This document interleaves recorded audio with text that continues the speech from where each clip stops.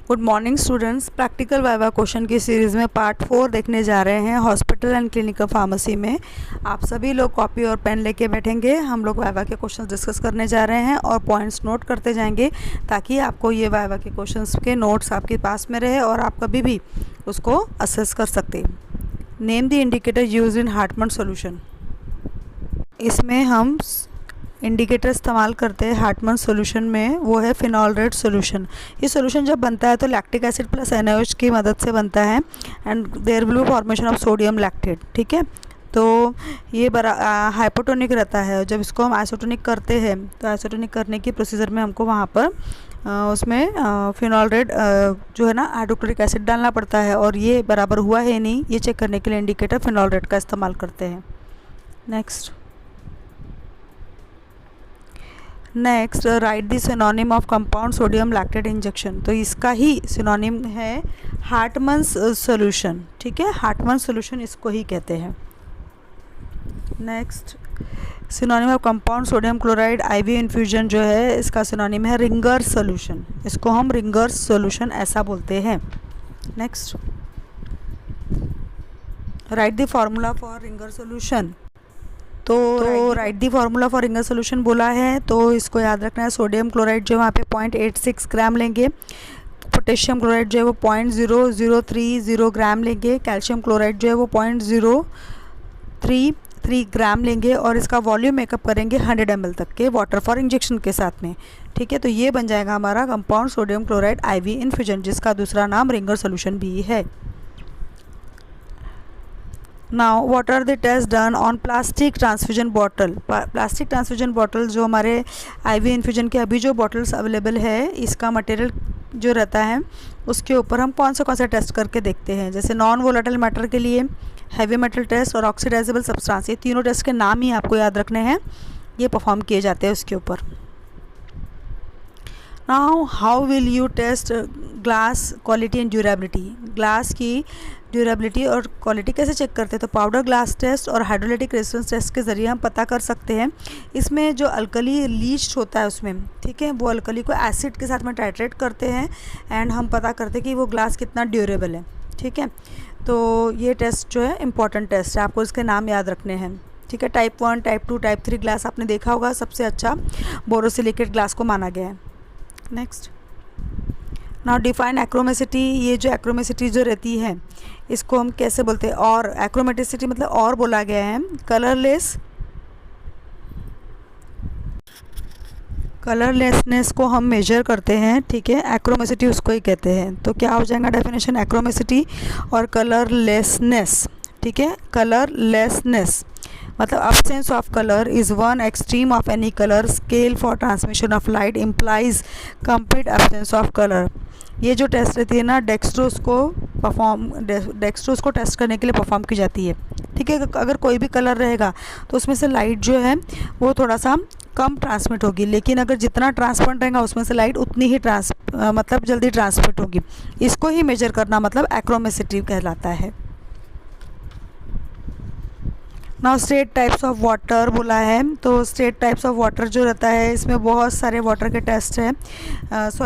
Sterile water for injection, bacteriostatic water for injection, distil water, ये types हो गए different. Now compliance test of water for injection, तो मैंने इसके पहले भी बताया था, acidity, alkalinity, ammonium chloride test, calcium, magnesium nitrate, heavy metal और सल्फेट, ये टेस्ट इसके लिए परफॉर्म की जाती है। इम्पॉर्टेंट टॉपिक रह गया है, तो हमेशा वाइवा में इसके बारे में पूछा ही जाता है। तो मेथड ऑफ स्टरलाइजेशन रहता है। ठीक है, मेथड ऑफ स्टरलाइजेशन में आपको याद रखना 3 टाइप से मेथड है, फिजिकल, केमिकल और मैकेनिकल। ठीक है, फिर फिजिकल में है ना, वहाँ पर याद रखना है आपको 3 टाइप से, एक तो ड्राई, मॉइस्ट और रेडिएशन। ठीक है, फिर ड्राई में 3 हैं, एक तो हॉट एयर ओवन पहला, फिर फ्लेमिंग और इंफ्रारेड। ना मॉइस्ट में कौन सा है, तो सबसे पहला आपको ऑटोक्लेव याद रखना है, फिर हीटिंग विद बैक्टीरियोस्टाइड लिखा है, हीटिंग एट 100 डिग्री सेल्सियस लिखा है, पाश्चराइजेशन बहुत इंपॉर्टेंट है, टिंडलाइजेशन याद रखना है, और heating at 50 degree Celsius to 60 degree Celsius. ये हो गया मॉइस्ट हीट स्टरलाइजेशन के ज़रिए, मतलब यहाँ पर स्टीम के ज़रिए स्टरलाइजेशन होगा। रेडिएशन स्टरलाइजेशन फिजिकल मेथड का 3rd मेथड है, जिसमें अल्ट्रा वायलेट लाइट और गामा रेडिएशंस के ज़रिए वहाँ पर किया जाता है स्टरलाइजेशन। ना केमिकल मेथड में दो मेन मेथड है, एक तो गैसियस स्टरलाइजेशन और sterilisation with the help of disinfectants. Gaseous sterilisation में आप इथिलीन ऑक्साइड, फॉर्माल्डिहाइड और बीटा प्रोपिलीन याद रख सकते हैं, और स्टरलाइजेशन बाय डिसइंफेक्टेंट में आप याद रख सकते हैं alcohol, isopropyl alcohol, iodine, chlorine, cresol, soap solutions, phenol and formaldehyde वगैरह भी रह सकता है। Now third category is the mechanical method. Mechanical method में आप याद रखेंगे स्टरलाइजेशन बाय फिल्ट्रेशन। इसमें वोलाटाइल सब्सटेंस जो रहते हैं उसके लिए ही ये प्रोसेस किया जाता है। इसमें एग्जाम्पल्स याद रखेंगे membrane filter, Seitz filter, sintered glass filter, Berkefeld filter और मिलीपोर फ़िल्टर और पाश्चर चैम्बरलैंड फ़िल्टर। तो ये हो गया शॉर्ट में मेथड ऑफ स्टरलाइजेशन। 3 मेथड याद रखेंगे, फिज़िकल, केमिकल और मैकेनिकल। ठीक है, फिर फिज़िकल में ड्राई, मॉइस्ट और रेडिएशन। केमिकल में याद रखेंगे गैसियस और स्टरलाइजेशन बाय डिसइंफेक्टेंट। ठीक है, ये हो गया हमारा शॉर्ट में। इसके साथ ही टेम्परेचर रेंजेस पर हमेशा क्वेश्चन, टेम्परेचर रेंजेस के ऊपर ऑटोक्लेव की टेम्परेचर रेंजेस, प्रेशर और टाइम के रेंजेस के ऊपर क्वेश्चन हमेशा पूछते हैं, जिसको बोलते हैं कंडीशन फॉर ऑटोक्लेव। ये कंडीशन वर्ड बहुत इंपॉर्टेंट है, आपको याद रखना है कि ऑटोक्लेव में कौन सी कंडीशन रहती है ना। तो उसमें हमको 4 मेन कंडीशन यहाँ दी है। अब कंडीशन किस बेसिस पर हम डिस्कस करने वाला है, पहला है प्रेशर, फिर है टेम्परेचर और फिर होल्डिंग टाइम। ये 3 मेन एस्पेक्ट्स वहाँ पर रहेंगे, पहला प्रेशर, दूसरा टेम्परेचर, तीसरा होल्डिंग टाइम। ठीक है, तो पहली कंडीशन है अगर 10 LB पर इंच स्क्वायर का प्रेशर है तो होल्डिंग टेम्परेचर वहाँ पे 115 डिग्री सेल्सियस रहना चाहिए, और ऑटोक्लेविंग का टाइमिंग लिमिट है 30 मिनट्स।